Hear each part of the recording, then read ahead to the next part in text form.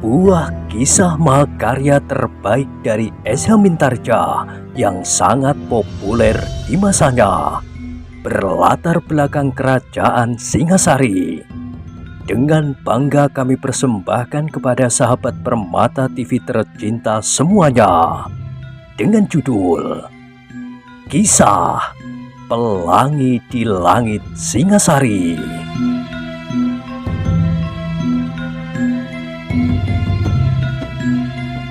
Pada kesempatan yang sangat baik ini, kita masuk pada episode yang ke-236. Selamat menikmati.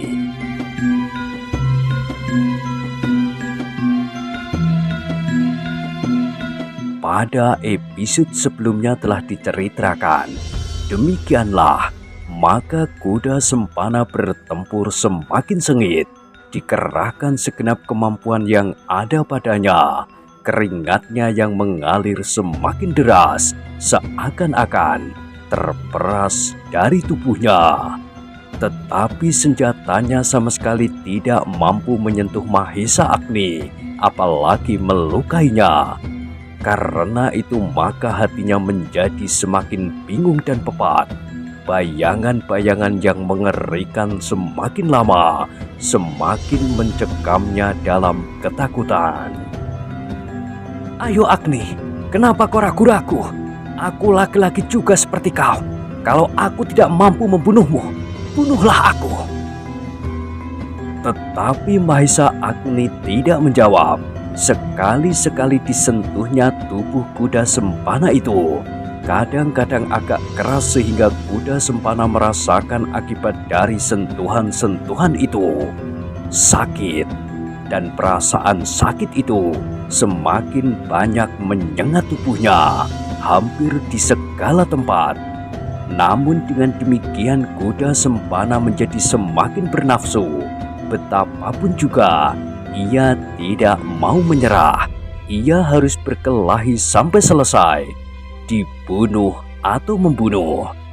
Karena itu, maka setelah ia tidak berhasil melawan Mahesa Agni dengan kewajaran ilmunya, maka dalam kegelapan hati dikerahkannya segenap kemampuan lahir dan batinnya, dibangunkannya ilmunya yang paling tinggi dalam tatarannya, aji pamungkasnya.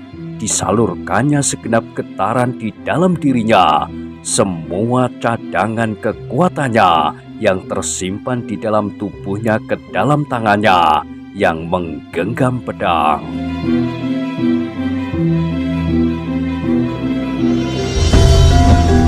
Dada Mahesa Agni berdesir melihat sikap itu. Ia kenal bahwa dengan demikian kuda Sempana sudah sampai kepada puncak ilmunya, sehingga dengan serta-merta Mahesa Agni berteriak, "Jangan kuda Sempana, jangan!" Tetapi hati yang gelap itu menjadi semakin gelap. Meskipun kuda Sempana mendengarnya, tetapi ia sama sekali tidak menghiraukannya. Sehingga akhirnya ia telah sampai pada puncak kekuatannya. Sejenak Mahesa Agni menjadi termangu-mangu. Bagaimana ia harus melawannya? Ia tahu betapa kekuatan aji itu, tetapi kesempurnaan di dalam pengucapannya, mereka berada dalam tingkatan yang jauh berbeda. Mahesa Agni telah mencapai tingkat sejajar dengan Empu Soto sendiri, meskipun masih diperlukan pengeterapan yang lebih mantap. Tetapi ia telah mampu melawan kekuatan aji yang dilepaskan oleh Kepu Sindet. Meskipun senjatanya lah yang pada saat itu tidak berhasil bertahan karena benturan dua kekuatan yang luar biasa dahsyatnya. Meskipun pedangnya waktu itu tidak kalah kuatnya dengan pedang yang dipergunakan oleh kuda Sempana kini, yang diambilnya dari kumpulan senjata yang berpuluh-puluh jumlahnya di dalam sarang Kepu Sindet. Kekuatan kami saat itu hampir berimbang, desisnya, sehingga aku dan Kepu Sindet masing-masing tidak mengalami bencana di dalam diri masing-masing. yang dapat menentukan hidup mati kami. Tetapi sekarang, apakah kuda sempana tidak akan terganggu oleh benturan itu? Dalam keraguan-raguan Mahesa Agni melihat kuda sempana telah mempersiapkan dirinya. Kini ia telah mulai meluncur di atas punggung kudanya, menyerangnya berlambaran aji tertingginya. Dada Mahesa Agni menjadi semakin berdebar-debar. Tiba-tiba ditariknya kendali kudanya. Dilarikannya kudanya menghindari serangan kuda sempana. "Hei, jangan lari pengecut!" teriak kuda sempana. Tetapi Mahesa Agni tidak mempedulikannya. Dipacunya kudanya semakin cepat, sementara kuda sempana mengejarnya dengan penuh nafsu. Ternyata Mahesa Agni tidak berlari jauh. Ia hanya memutar kemudian melingkar-lingkar. "Agni, marilah kita bertempur secara jantan. Tanggon sebagai laki-laki, jangan berlari-larian!" teriak kuda sempana sambil mengacungkan pedangnya. Mahesa Agni tidak menjawab, tetapi ia masih terus melarikan kudanya berputar-putar. "Hei, apakah kau sudah gila?" teriak kuda sempana pula. Mahesa Agni tersenyum di dalam hati. Memang orang yang terganggu jiwanya dapat saja menyebut orang lain seolah-olah menjadi gila, tetapi orang itu tidak sempat menilik ke dalam dirinya sendiri. "Berhenti! Woi, berhenti!"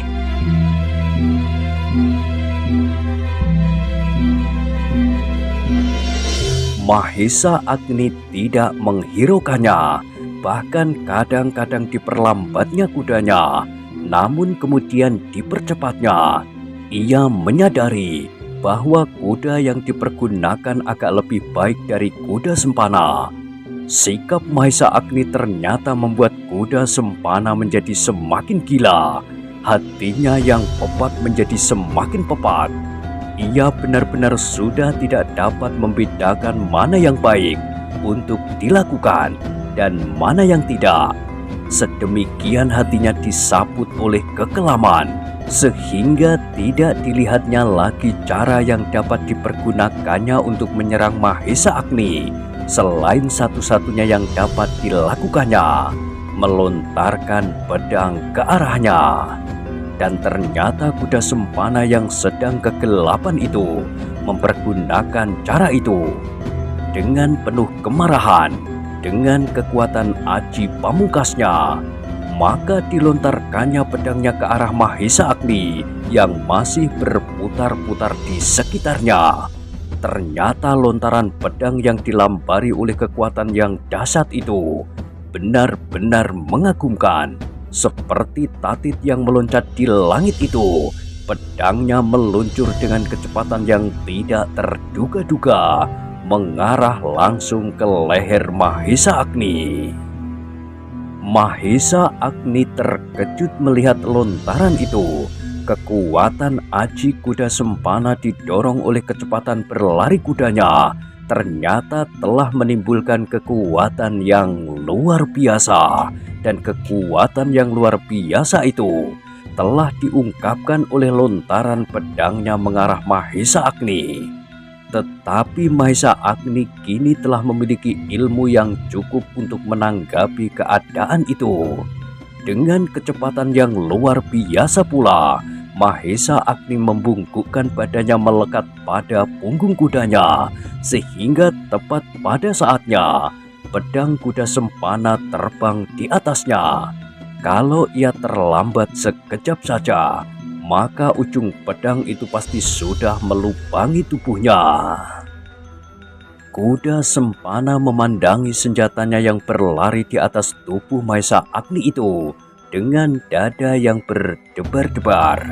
Apalagi ketika ia melihat bahwa ia sama sekali tidak berhasil melukai Mahesa Agni, apalagi menjatuhkannya.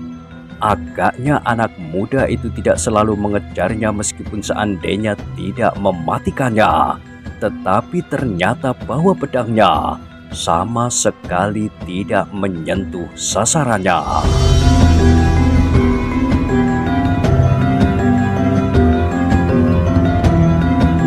Kuda Sempana menggertakkan giginya ketika ia melihat Mahesa Agni kemudian tegak kembali di atas punggung kudanya sambil menarik nafas dalam-dalam. Sejenak kemudian terdengar suara Mahesa Agni. "Kuda Sempana, kau benar telah menjadi mata gelap. Apakah kau sadari apa yang telah kau lakukan?" "Aku sadar sepenuhnya," jawab Kuda Sempana. "Bagaimana kalau pedang itu mengenai sasarannya dan aku jatuh terkapar, mati di padang karwotan ini? Sudah menjadi keputusanku, kau atau aku." "Kuda Sempana," berkata Mahesa Agni, "aku sudah berusaha payah membebaskan diri dari tangan Kebo Sindat karena aku masih ingin hidup. Aku masih ingin melihat bendungan di padang karwotan itu dapat mengangkat air ke sawah-sawah. Aku masih ingin melihat hamparan tanah pesawahan yang hijau di atas padang yang selama ini kering kerontang untuk menggantikan padukuhan Panawijen yang menjadi kuning kemerah-merahan seperti habis terbakar. Aku tidak peduli. Mungkin kau tidak akan mempedulikan keinginan-keinginanku itu, tetapi kau sebagai anak Panawijen yang dilahirkan dan dibesarkan di tanah itu, apakah kau tidak mempunyai keinginan serupa dengan aku? Aku sudah terasing dari tanah ini. Aku sudah terasing dari orang-orang Panawijen. Wajah-wajah mereka menunjukkan kebencian dan kemarahan, bahkan dendam. Buat apa aku kembali kepada mereka dengan keinginan-keinginan yang cengeng seperti keinginanmu itu? Aku tidak mau. Aku bukan anak-anak lagi yang masih selalu merindukan perlindungan biungnya. Bukan itu soalnya, Kuda Sempana. Soalnya karena kau sudah merasa berbuat salah. Jangan kau hantui hatimu sendiri dengan kesalahan-kesalahan itu. Kalau kau pada suatu saat tidak berani mengakhiri keadaan ini, maka kau akan terdorong semakin lama semakin jauh. Tetapi kalau kau berani memutuskan bahwa sekarang adalah saatnya untuk kembali dan menyesali semua kesalahan itu, maka untuk seterusnya kau akan terlepas daripadanya. Jangan membujuk aku. Tidak, aku tidak sedang membujukmu. Aku tahu, kau pun tidak sedang merajuk seperti anak-anak yang kecewa. Tetapi kau sedang ketakutan. Takut melihat bayanganmu sendiri. Bayangan yang penuh dengan noda.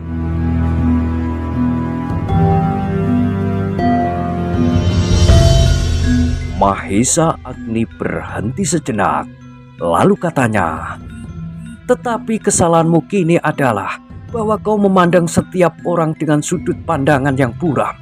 Kau anggap bahwa setiap orang selalu menyimpan dendam di dalam hatinya." "Cukup! Kau jangan membual, Agni. Aku bukan anak-anak yang dapat kau tipu dengan muslihat itu." "Terserahlah kepadamu. Tetapi dengar, Kuda Sempana. Seandainya orang-orang Panawijen itu menyimpan dendam di dalam hati, maka akulah yang paling mendendammu.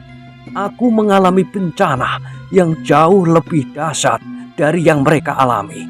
Aku menghayati betapa pahitnya hidup di tangan orang-orang gila seperti Kebo Sindat dengan segala macam rencananya. Karena itulah, maka kau mendendamku sampai ke ujung ubun-ubun. Karena itulah, maka kau selalu mengejarku sampai saat ini untuk menjerumuskan aku ke dalam bencana yang paling dahsyat. Kau ingin melihat aku dicincang oleh orang-orang Panawijen, atau dihukum picis di terik matahari padang yang kering, atau dikubur hidup-hidup untuk dijadikan tumbal bendungan yang masih belum siap itu. Itulah yang aku maksudkan, Kuda Sempana. Kau memandang semua orang dari segi itu, dari segi yang gelap. Tetapi kau melupakan sifat-sifat orang-orang Panawijen. Kau memang terlalu lama terpisah daripada mereka. Tetapi percayalah, mereka bukan mendendam dan bukan orang-orang buas yang senang melihat darah, apalagi melihat kekejaman yang melampaui batas. Bahkan seandainya hukum picis itu benar-benar ada, maka seandainya orang-orang Panawijen berkesempatan untuk menyaksikan, mereka pasti akan pingsan bersama-sama.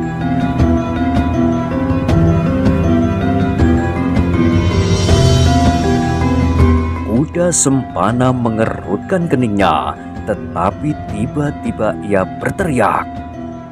Tetapi tidak demikian dengan prajurit-prajurit Tumapel. Sudah lama mereka bekerja di padang karautan. Sudah lama mereka tidak melihat darah, dan mereka akan mendapat umpan. Aku. Mahesa Agni menarik nafas dalam-dalam. Katanya, begitukah sifat prajurit-prajurit Tumapel menurut tangkapanmu? Kuda Sempana tidak segera menyahut, tetapi ditatapnya mata Mahesa Agni dengan tajamnya. Sekilas merambat di hatinya setitik air yang bening, tetapi sejenak kemudian ia berteriak pula. Omong kosong, lihat betapa dari sepasang matamu memancar dendam dan kebencian tiada taranya. Ayo, bersiaplah, kita lanjutkan perkelahian ini sampai salah seorang dari kita mati. Kalau kau masih tetap memaksaku kembali kepada serigala-serigala kelaparan itu, maka ayolah, kau atau aku. Dada Mahesa Agni menjadi semakin berdebar-debar. Wajah kuda Sempana menjadi semakin liar. Meskipun kini ia sudah tidak bersenjata, tetapi agaknya ia benar-benar ingin bertempur sampai mati. Sejenak kemudian Mahesa Agni duduk dalam kebimbangan. Ditatapnya saja mata kuda Sempana yang liar itu. Namun ketika kuda Sempana telah bersiap untuk menyerangnya, maka Mahesa Agni itu pun segera mempersiapkan dirinya pula.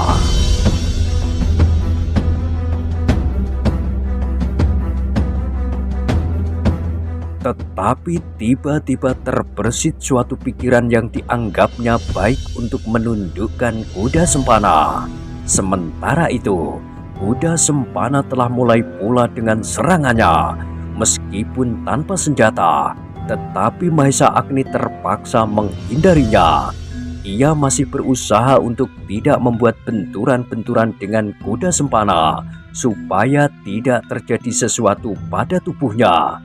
Namun kuda Sempana sama sekali sudah tidak dapat memperhitungkan lagi.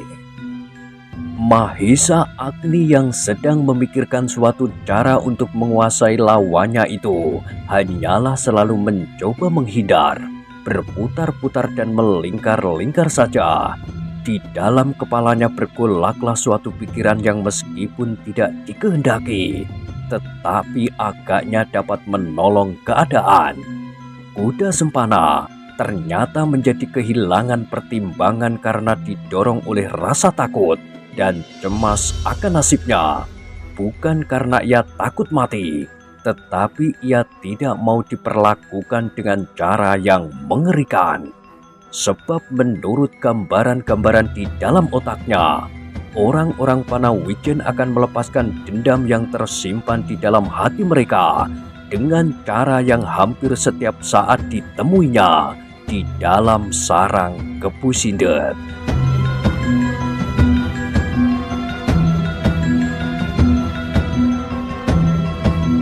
Aku harus membuat imbangan, desis Mahesa Agni di dalam hatinya. Aku harus sedikit menyombongkan diri, biarlah untuk saat-saat seperti ini. Mahesa Agni mengangkat wajahnya ketika ia mendengar kuda Sempana membentak-bentak. Ayo Mahesa Agni, tunjukkanlah kejantananmu. Jangan hanya selalu menghindar saja. Di manakah keberanianmu yang kau banggakan selama ini?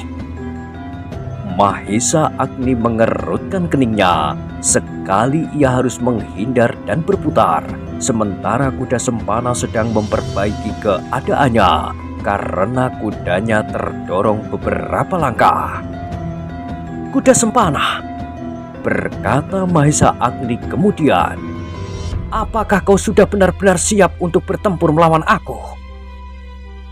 Kuda Sempana terkejut mendengar pertanyaan itu, sehingga dengan serta-merta ia menjawab, apakah kau sudah menjadi buta atau kehilangan dasar pengamatan? Kau lihat, aku sudah siap untuk berbuat apapun. Tiba-tiba Mahesa Agni tertawa. Kuda Sempana sekali lagi terperanjat mendengar suara tertawa itu. Meskipun perlahan-lahan, tetapi sangat menyakitkan hati. Hampir sepanjang perkenalannya dengan Mahesa Agni, ia belum pernah mendengar dan melihat Mahesa Agni tertawa seperti itu. "Jangan bergurau kuda sempana," berkata Mahesa Agni kemudian. "Bersiaplah, aku akan segera mulai." Terdengar kuda sempana menggeram. "Aku sudah siap untuk membunuh atau dibunuh." "Apakah kau benar-benar ingin melawan aku?" "Persetan, cepat mulailah." "Kuda sempana, aku benar-benar akan mulai apabila kau benar-benar telah siap pula. Beradalah dalam kemungkinan yang setinggi-tingginya kau segera akan melawan Mahesa Agni." Wajah kuda sempana menjadi semakin merah. "Kau terlalu sombong, pembual. Ayo, berbuatlah sesuatu. Jangan hanya berbicara tanpa ujung dan pangkal. Kalau kau ingin mempergunakan pedangmu, pergunakanlah."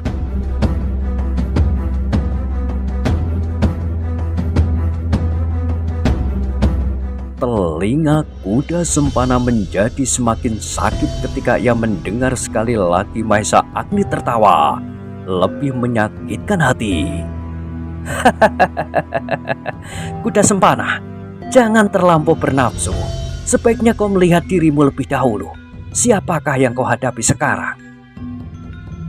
Terasa dada kuda sempana berdesir dan ia mendengar Mahesa Agni berkata, "Apabila kau menganggap bahwa orang-orang Panawijen ingin melepaskan dendamnya dengan perbuatan yang aneh-aneh, maka tanpa orang lain, tanpa bantuan orang-orang Panawijen dan prajurit-prajurit Tumapel, aku pun dapat berbuat demikian atasmu. Ingat, aku telah berhasil membunuh Kebu Sindet. Meskipun tidak langsung, aku telah dapat menempatkan diriku di tempat yang sejajar dengan Kebu Sindet. Aku berterima kasih bahwa kau telah memberikan pedang itu. Namun saat itu, Kebu Sindet pun bersenjata pula. Nah, apa katamu tentang diriku? Apakah kau masih menantang Mahesa Agni untuk berkelahi?" Terasa dada kuda sempana seolah-olah menjadi retak karenanya sebuah himpitan perasaan telah melanda jantungnya. Kata-kata itu benar-benar suatu penghinaan baginya, sehingga dengan suara bergetar ia menjawab, "Aku tidak peduli apakah kau telah dapat menempatkan dirimu sejajar dengan Kebu Sindet atau tidak. Tetapi ternyata bahwa kau tidak berani bertempur melawan aku sekarang." Dan suara tertawa Mahesa Agni yang menyakitkan hati itu terdengar lagi. "Memang ada perasaan segan padaku untuk berkelahi melawan kau, kuda sempana. Aku pasti hanya akan merasa seperti anak-anak yang sedang sekedar bermain-main, permainan yang menjemukan." "Cukup!"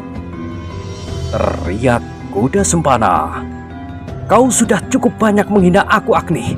Sekarang ayo kita mulai cepat. Kalau tidak, melawan atau tidak melawan, aku akan membunuhmu." "Tunggu," berkata Mahesa Agni. "Kalau kau mampu, lakukanlah. Tetapi ingat bahwa aku telah berhasil mengalahkan Kebu Sindet. Aku tidak akan berkeberatan kalau kau selalu mendesakku. Aku akan segera berbuat sesuatu. Tetapi kau pun harus ingat bahwa aku bukan Kebu Sindet.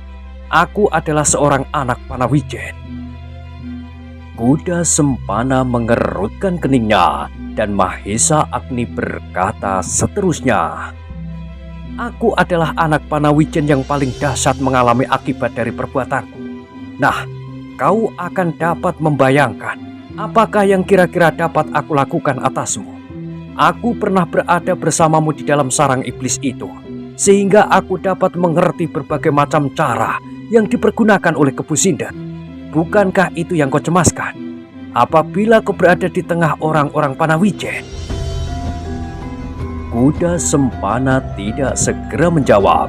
Kepalanya menjadi semakin tegang dan otot-otot di keningnya bermunculan seolah-olah akan meledak. "Atau," berkata Mahesa Agni, "aku dapat membuatmu tidak percaya, tetapi tidak membunuhmu. Aku dapat membawamu kepada orang-orang Panawijen yang kau sangka akan membunuhmu dengan cara yang kau takuti itu." Dada kuda Sempana berdentangan semakin keras mendengar kata-kata Mahesa Agni itu. Ketakutan, kecemasan dan kemarahan bercampur baur di dalam dirinya. Tetapi ia tidak dapat menyembunyikan kenyataan yang diakuinya di dalam hatinya, bahwa sebenarnya lah bahwa Mahesa Agni akan mampu berbuat demikian apabila dikehendaki. Karena itu, maka perasaan ngeri yang sangat telah merambati jantungnya.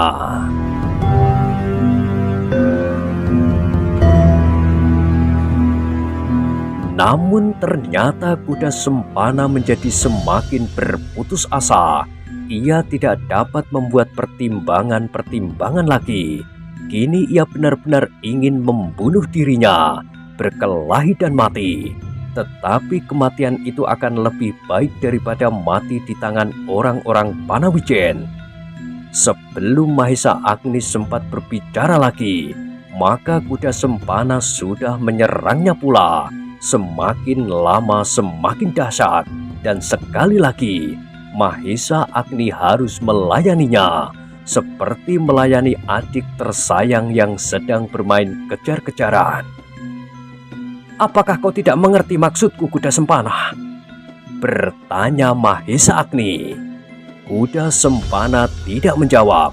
Ia menyerang semakin garang, sehingga Mahesa Agni pun menjadi semakin sibuk menghindarinya. Tetapi akhirnya Mahesa Agni sampai pada puncak permainannya. Ia ingin segera menghentikan pola kuda Sempana. Dengan demikian maka Mahesa Agni kemudian tidak membiarkan dirinya terus-menerus menghindar dan menjauh pula. Pada saatnya, maka Mahesa Agni pun segera mengambil peranan. Ketika kuda Sempana dengan garangnya menyerang Mahesa Agni, seperti seekor elang menyambar mangsanya, maka dengan gerak yang tidak kalah cepatnya, Mahesa Agni menghindar. Tetapi yang sama sekali tidak terduga-duga oleh kuda Sempana, tiba-tiba saja Mahesa Agni itu menyerangnya.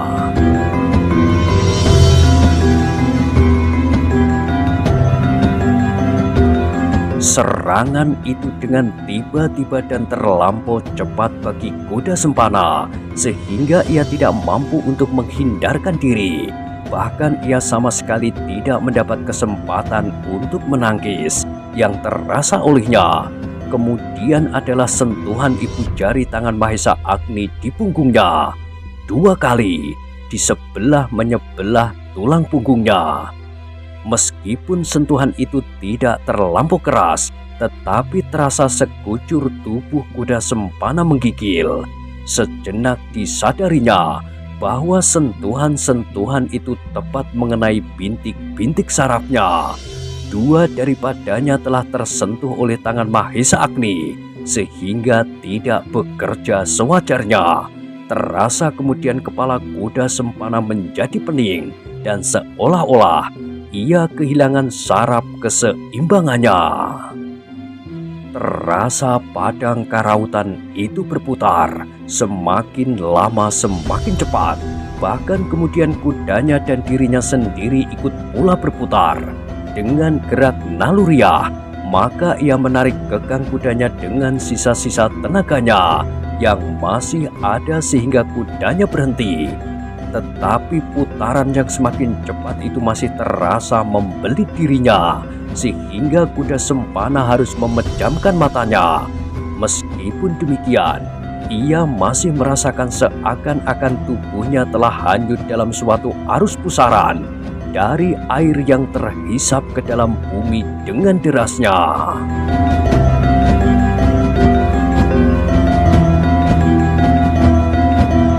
Sejenak kuda Sempana masih dapat bertahan, tetapi sejenak kemudian ia telah benar-benar kehilangan keseimbangan, sehingga tiba-tiba tubuhnya menjadi miring. Ia tidak dapat lagi tetap duduk di atas punggung kudanya, karena ia sudah tidak dapat menguasai keseimbangan dirinya lagi. Kuda Sempana masih tetap sadar ketika ia terdorong ke samping dan jatuh dari atas punggung kuda itu. Tetapi ia merasa pula bahwa seseorang telah menahannya dan kemudian menariknya. Sesaat kuda Sempana membuka matanya, dalam putaran yang semakin cepat ia melihat Mahesa Agni meletakkannya berbaring di atas rerumputan yang kekuning-kuningan. Meskipun tanah di bawahnya telah menjadi basah. "Lepaskan! Lepaskan!" ia berteriak. Dengan marahnya kuda Sempana berusaha untuk bangkit. Tetapi sekali lagi ia terjatuh karena tanah tempatnya berpijak seolah-olah berputar semakin cepat. "Jangan mencoba bangun kuda Sempana," berkata Mahesa Agni. "Persetan, ayo! Bunuhlah aku dengan pedang. Terserah kepadamu." "Tidak, aku tidak akan membunuhmu. Aku akan biarkan saja kau di sini. Bila terik matahari membara di langit, kau akan kepanasan. Tetapi bila hujan yang lebat turun, kau akan kedinginan. Itu akan terjadi terus-menerus sebelum anjing-anjing liar menemukanmu di sini.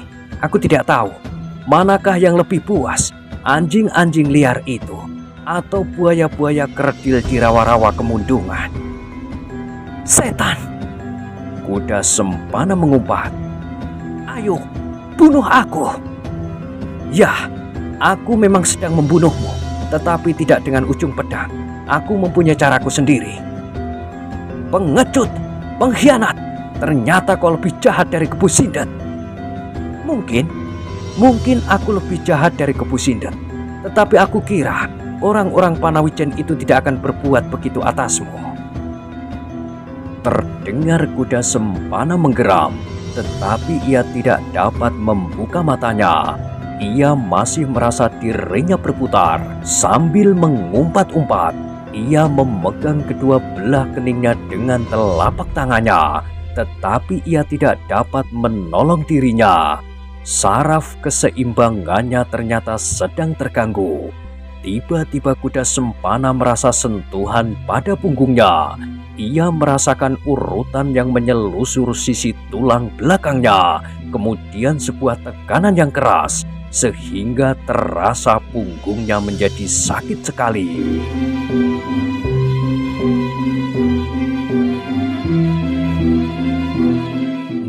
Nah, bagaimanakah kisah selanjutnya?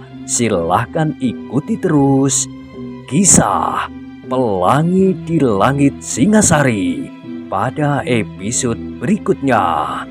Sampai jumpa.